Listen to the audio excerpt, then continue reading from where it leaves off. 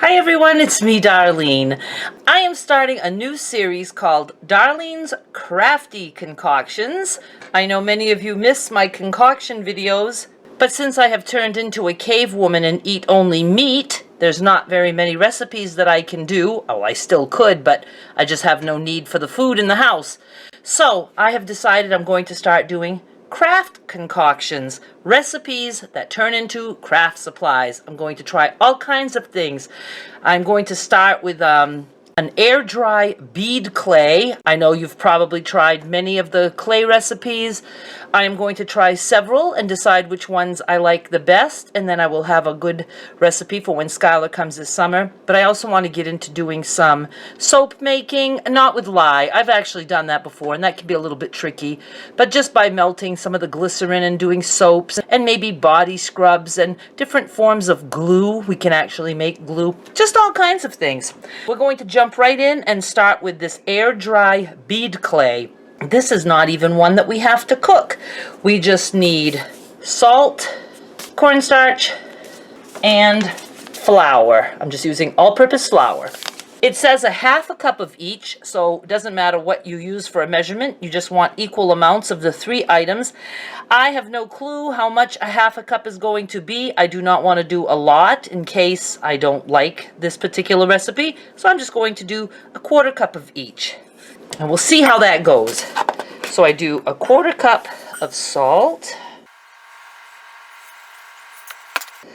quarter cup of cornstarch, and a quarter cup of flour.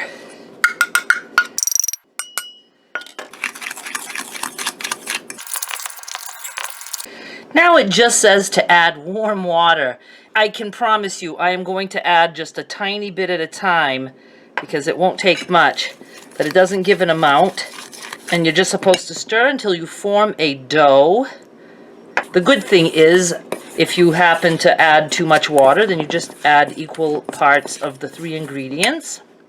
And before you know it, all your bags are empty because you've had to go back and forth so many times to get it right. I'm gonna go get a little bit more.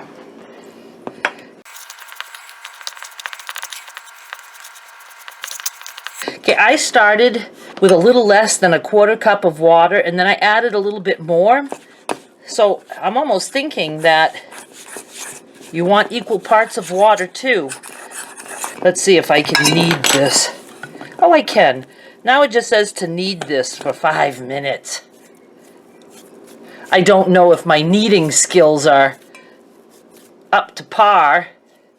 I'm just going to mix it. Just keep folding it over.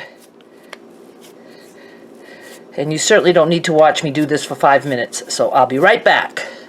Okay, it says the dough is supposed to be firm, and mine's not really firming up, so I'm going to add a little bit more product here. Do like a tablespoon of each.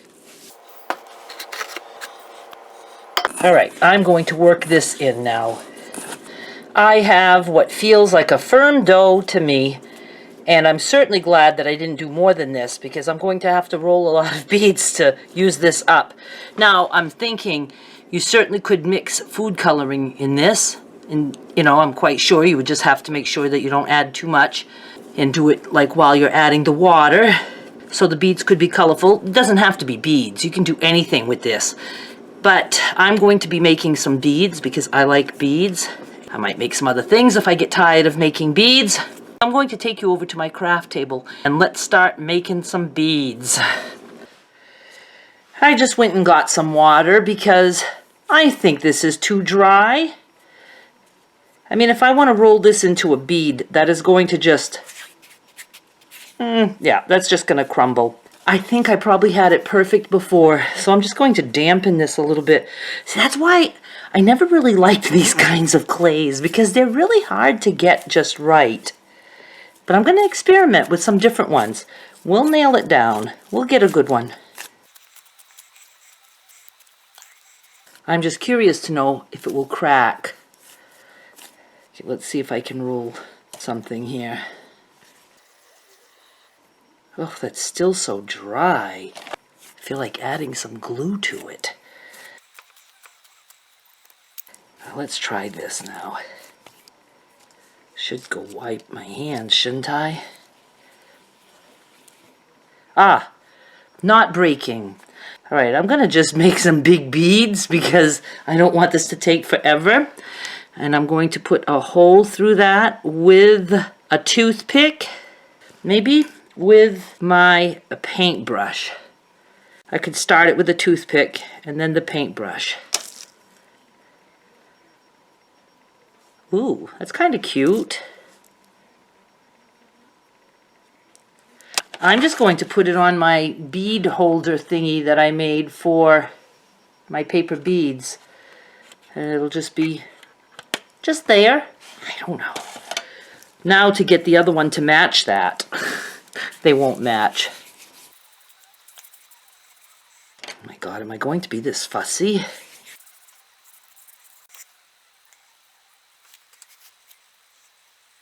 Yeah, I have a feeling these will crack when they dry.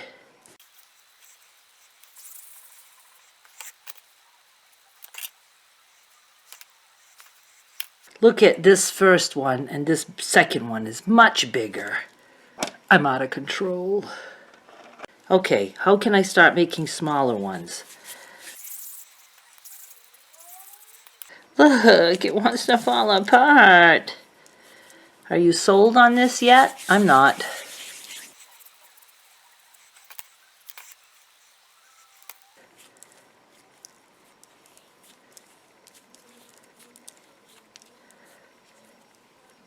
Stop it.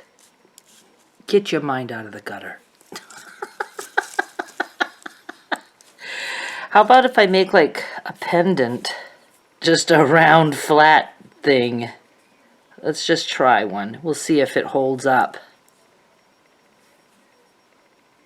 We'll do another one like that.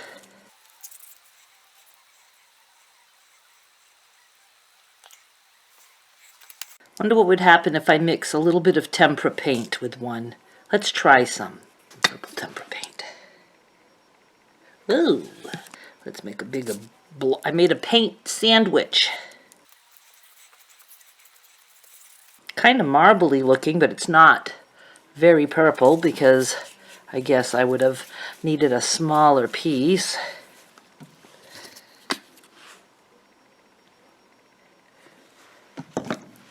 Yikes. Ooh. Oh, I'm going for it. Oh, you know what? It's going to be, ugh. It's going to be way too wet now. I do have a little bit left of the mixture in the bottom of the bowl. Gonna go get it. See, I had that left over, so let me add some to this.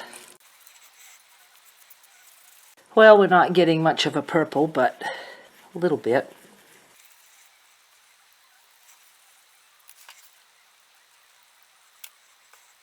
What else can we make? What else? Okay, you know what I'm going to do with the rest of this? I am going to add some glue.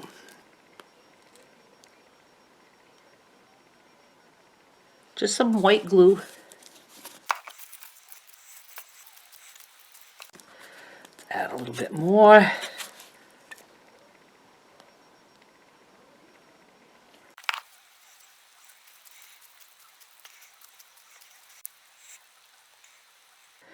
Let's make a couple more flat things because I just can't think of anything creative, but I will put a hole at the top in case we want to make this a pendant. So that's the one with glue, and this one is 2.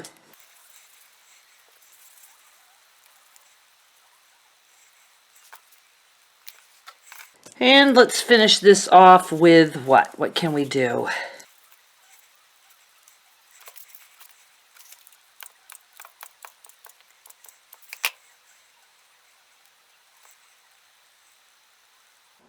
Can I just make some little discs?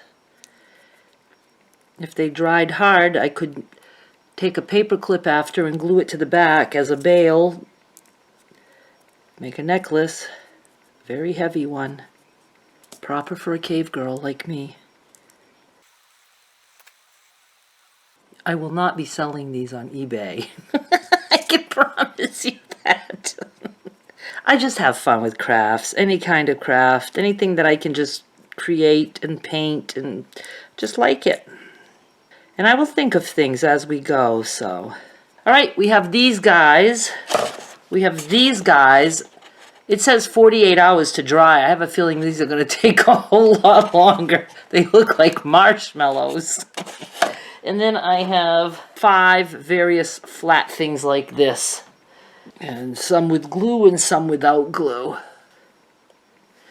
And I will be back in a couple of days. It is 2 or 3 days later, and I want to show you that these did indeed dry very hard. I mean, really hard.